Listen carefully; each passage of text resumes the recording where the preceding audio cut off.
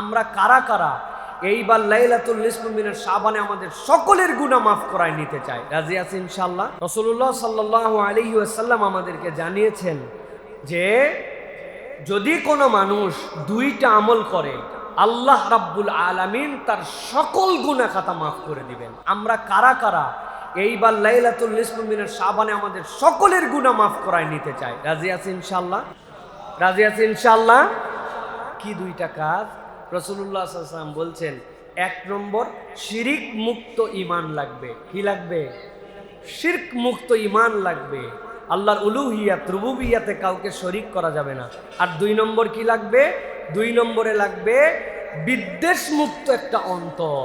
আমি তো অনেক কিছু করার প্রস্তুতি নেই হুজুর, কয় রাকাত নামাজ, কোন কোন সূরা দিয়ে পড়বো, কয়টা রোজা রাখবো। ও ভাই, ওইটা পরে আপনাকে বলছি।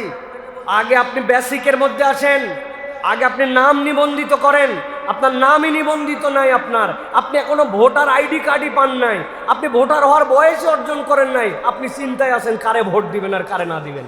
আপনাকে লাইন মতো আসেন। আপনি আগে এক লোক শুয়ে আছে হচ্ছে এই কি বলে পঙ্গু হাসপাতালে, এই লোকের যদি বলেন রোজা রাখা লাগবে, ডাক্তার বলছে আগামী 1 বছর আপনার রোজা তো দূরের কথা, প্রত্যেক 2 ঘন্টা পর পর আপনারে খাওয়া লাগবে। হে রোজা কেমনে রাখবে? আরেকজনের ঠ্যাং ভেঙে গেছে, কায়েত হয়ে শুয়ে আছে, ও নিজে শুয়েই থাকতে পারে না। ওরে যদি বলেন আপনি নামাজ পড়া লাগবে এই সূরা দিও, কেমনে পারবে? আল্লাহ দিন আল্লাহ কঠিন করেন নাই, আল্লাহকে বেসিক বলেছেন। 1 নম্বর মুশরিক, 2 নম্বর মুশাহিন। শিরিক বাদ দাও, অন্তরকে পবিত্র করো। আল্লাহ রাব্বুল আলামিন আসমানে নেমে আসেন, তার সব বান্দাকে এই 2 অপরাধ না থাকলে লাইলাতুল নিসফ মিনাশ শাবানে ক্ষমা করে দেন। সুবহানাল্লাহ। এবার ইবাদত বন্দেগী, নবীজি সাল্লাল্লাহু আলাইহি ওয়াসাল্লাম থেকে হাদিস আসছে যেটা আমাদের মানার মতো হাদিস। দেখলেন নবীজি রাত্রির সিজদায় পড়ে আসেন, তারা মনে করলেন নবীজি বোধহয় ইন্তেকাল হয়ে গেছে, এত দীর্ঘ সিজদা।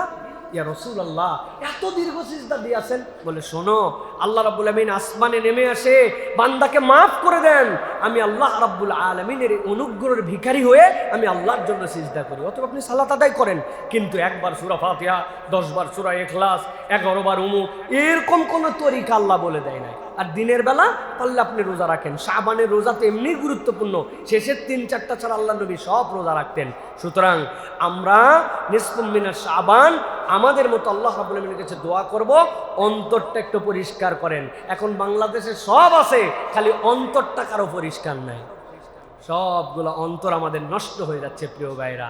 আমাদের বিভিন্ন কারণে আমরা বিদ্বেষী হয়ে যাচ্ছি একজনের উপরে আরেকজন। এই জন্য আল্লাহ আমাদেরকে এই আমলটা করার জন্য তৌফিক দান করেন। একজন একটা দোয়া জানতে চেয়েছেন, এটা বলে আজকে আমরা শেষ করে দেবো ইনশাল্লাহ। সেটি হচ্ছে যে এমন একটা দোয়া, যেই দোয়ার ব্যাপারে রাসূলুল্লাহ সাল্লাল্লাহু আলাইহি ওয়াসাল্লাম আমাদেরকে জানিয়েছেন যে এটা আমরা সিজদাতেও করতে পারি, এটা আমরা সব সময়ের জন্য করতে পারি। এমন কতগুলো দোয়া আছে যেই দোয়াগুলো আমাদের জন্য খুব জরুরি। তার মধ্যে একটা হচ্ছে আল্লাহুম্মা ইন্নী আসআলুকাল হুদা ওয়াত তুকা ওয়াল আফাফা ওয়াল গিনা। এটা হচ্ছে আমাদের জন্য একটা ইউনিক দোয়া। আল্লাহর কাছে আমরা হেদায়েত চাই, তাকওয়া চাই, আল্লাহর কাছে আমরা পবিত্রতা চাই, এবং আল্লাহর কাছে আমরা অমুখাপেক্ষিতা চাই। আল্লাহুম্মা ইন্নী আসআলুকাল হুদা, হেদায়েত লাগবে না ভাই? হেদায়েত নেই তো কিছু নাই। তোকা, আল্লাহ রাব্বুল আলামিন আপনার কাছে আমরা তাকওয়া চাই, মানে খোদা ভীরুতা চাই। আল্লাহ আমার দিলটাকে আপনি আপনার জন্য ভীতিময় করে দিন, আপনার হারাম থেকে যেন আমি বেঁচে থাকতে পারি। আল্লাহুম্মা ইন্নী আসআলুকাল হুদা ওয়াত তুকা ওয়াল আফাফা ওয়াল গিনা। আল্লাহ আপনি আমাকে ক্ষমা করে দেন, আল্লাহ আপনি আমাকে ক্ষমা করে দেন, আপনি আমাকে মাফ করে দেন। আর আল্লাহ আপনার দিকে ছাড়া আমি যেন কারো দিকে মুখাপেক্ষী না হয়, সেই ব্যবস্থাটা আপনি আমাদেরকে করে দেন। এই দোয়াটা আপনাদের প্রত্যেককে মুখস্থ করতে হবে, সিজদার মধ্যে নফল নামাজে সব পড়তে হবে। পড়েন তো, আল্লাহুম্মা ইন্নী আসআলুকাল হুদা ওয়াত তুকা ওয়াল আফাফা ওয়াল গিনা। আল্লাহ যেন আমাদের অন্তরগুলোকে এরকম বানায় দেন। বলে আল্লাহুম্মা আমিন।